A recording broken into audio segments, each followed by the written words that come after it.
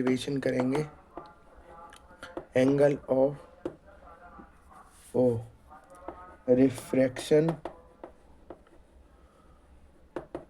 Throughout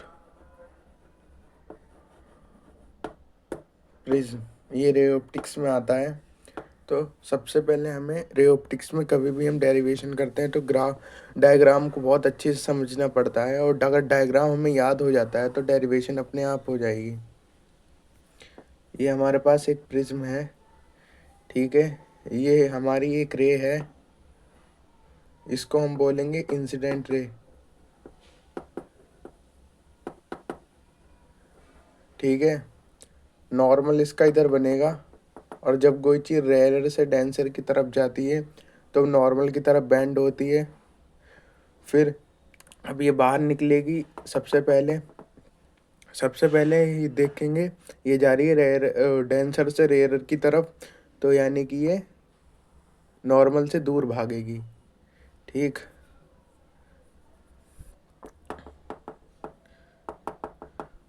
ठीक, अब ये यहाँ जाना चाहते थे लेकिन डाइवर्ट हो गई, ठीक है, डेंसर मीडियम की वजह से।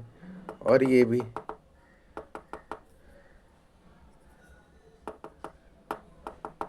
ये जो एंगल बनता है ये इसको बोलते हैं स्मॉल डेल्टा। स्मॉल डेल्टा, या फिर इसको हम बोलते हैं एंगल ऑफ डेविएशन।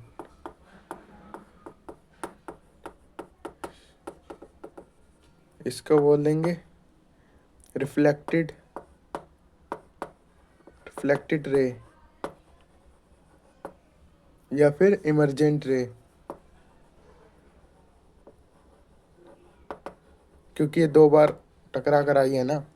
तो सबसे पहले यहाँ से ये गई तो यहाँ से हमारा बनेगा एंगल आई, ठीक। फिर यहाँ से फिर यहाँ से गई तो ये हमारा बनेगा आर।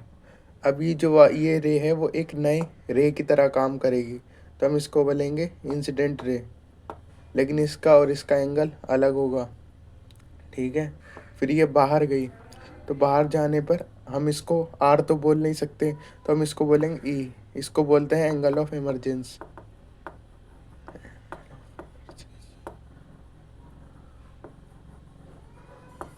ठीक है।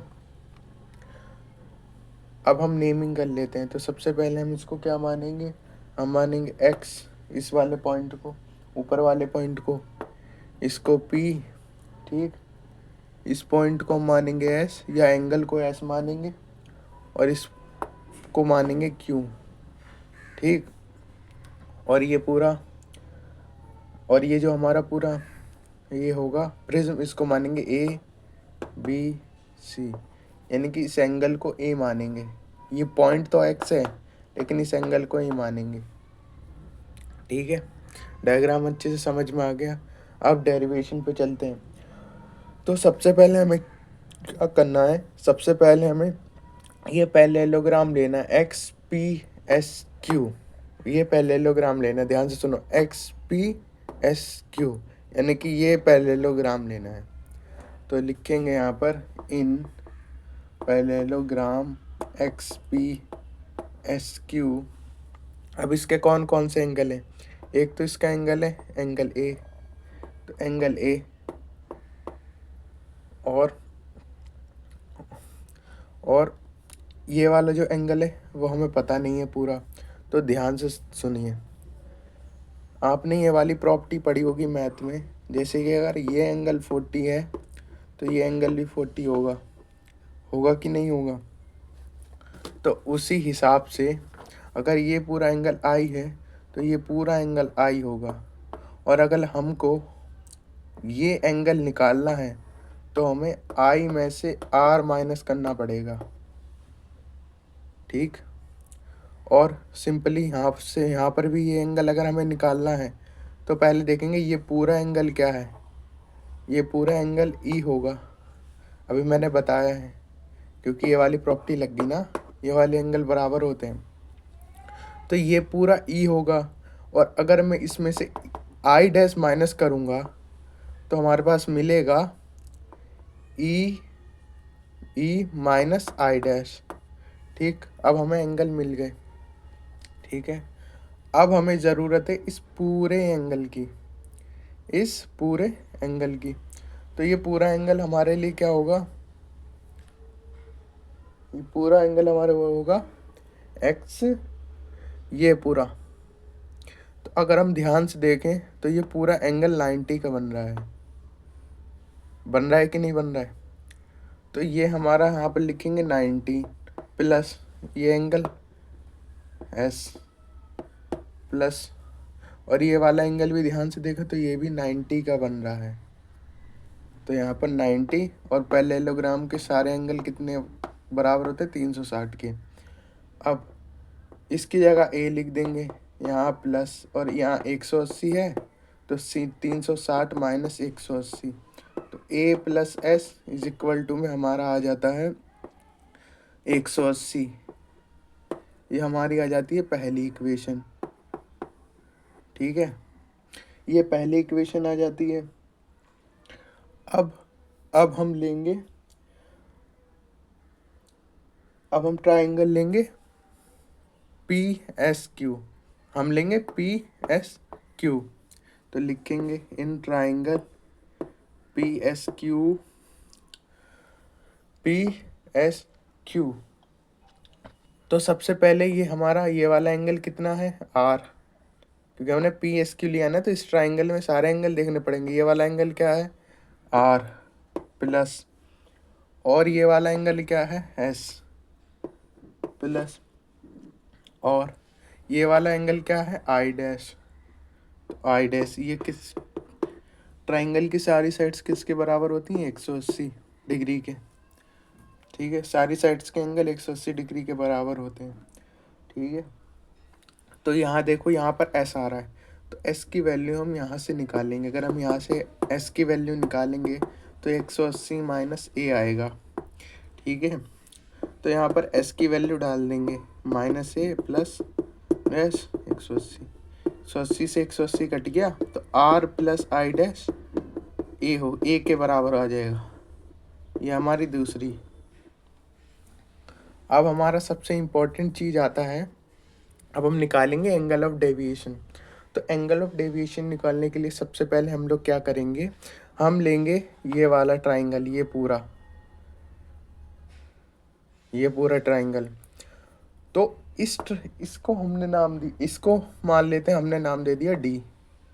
ठीक है, अब हमने डी पी क्यू, तो लिखेंगे in triangle D P Q, pop add करेंगे, ये वाला ऐड करेंगे, और ये हमारी प्रॉपर्टी है कि ये वाला एंगल है, ये वाला जो एंगल है इन दोनों के सम के बराबर होगा, मैथ की प्रॉपर्टी है। ठीक है, तो ये वाला हमारा हो एंगल ऑफ डेविएशन, तो एंगल ऑफ डेविएशन हमारा बराबर होगा इस एंगल और इस एंगल के। तो ये वाला जो हमने एंगल निकाला था वो निकाला था आई माइनस आर, तो लिखेंगे आई माइनस आर। ये वाला हमने एंगल निकाला था E minus I dash plus E minus I dash. ठीक है, यहाँ पर देखो हमने क्या निकाला था, आर प्लस आई डैश, यहाँ पर हम आर प्लस आई डैश बना सकते हैं। तो आर और आई डैश को साथ में ले लो, ठीक है, इसमें से माइनस कॉमन ले लो, तो R plus I plus E plus I. तो इस पूरे को हम लोग ए लिख सकते हैं इसकी जगह पर, तो लिख देते हैं इसकी जगह पर ए। ठीक है,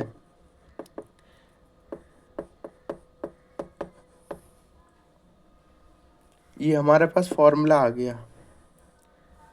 ठीक, सॉरी एम नहीं आएगा यहाँ पर। ठीक है, ये हमारे पास आ गया, ये हमारे पास फॉर्मूला आ गया, ये इम्पोर्टेंट है। अब इसके बाद हम इसी से ही और फॉर्मूलेस निकालेंगे। ठीक है, अब मान लेते हैं जो एंगल ऑफ डेविएशन है वो मिनिमम हो जाए। अगर एंगल ऑफ डेविएशन मिनिमम हो जाता है, अगर होगा, तो हमारी ये जो पी क्यू और बी सी, ये दोनों लाइंस पैरेलल हो जाएंगी।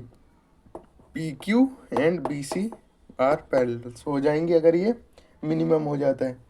अगर ये दोनों पैरेलल हो जाती हैं तो हमारा ये वाला एंगल ये जो हमारा ये वाला एंगल है, ये वाला जो एंगल है वो इसके बराबर हो जाएगा, एंगल आई इसके बराबर हो जाएगा क्योंकि पैरेलल हो गई ना।